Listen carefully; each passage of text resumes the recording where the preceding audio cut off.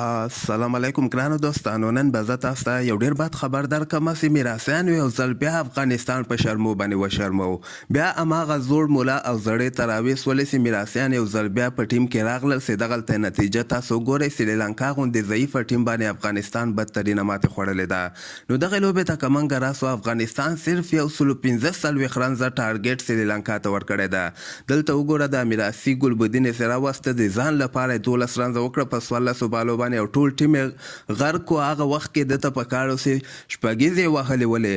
د افغانستان بیټسمینانو کې ګوربز 28 رنزه په څلېرویشتو بالو باندې کړي، عثمان غني صاحب 22 بالو باندې 22 رنزه کړي دي، ابراهیم زادران هم 22 رنزه کړي دي، نجیب زادران 18 رنزه کړي، ګلبدین میراثي په 14 بالو باندې 12 رنزه کړي دي. یعنې د ځان لپاره یې لوبه ترسره کوله. محمد نبي بیا 13 رنزه کړي، رشید خان هم 9 رنزه کړي. نو په دغه وکټه باندې 180 رنزه 180 پورې رنزونه په دغه وکټه باندې ډېر په اسانۍ سره جوړېدل، او افغانستان اخره کې دومره ښه بیټینګ ترسره نه کړ. بل طرف ته که موږ د سریلانکا بیټسمینانو ته راسو، دوی ډېر په اسانۍ سره دغه ټارګټ پوره کړی دی. یعنې 19 اوور کې دغه ټارګټ پوره کړ. د دوی لپاره دغه دننجای د سلوا سیکوم د 18 مهم رنزونه وکړل.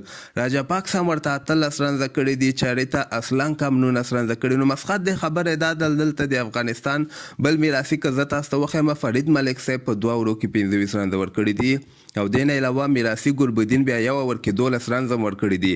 نو تاسو خپله فکر وکړئ چې دغسې کارونه کیږي ملګري انډیوالان خوشحاله کولو لپاره. د افغانستان غم ورسره نه بلکې خپل ځان غم ورسره چې موږ په دغه لوبه کې خپل ځان لپاره رنزونه وکړو.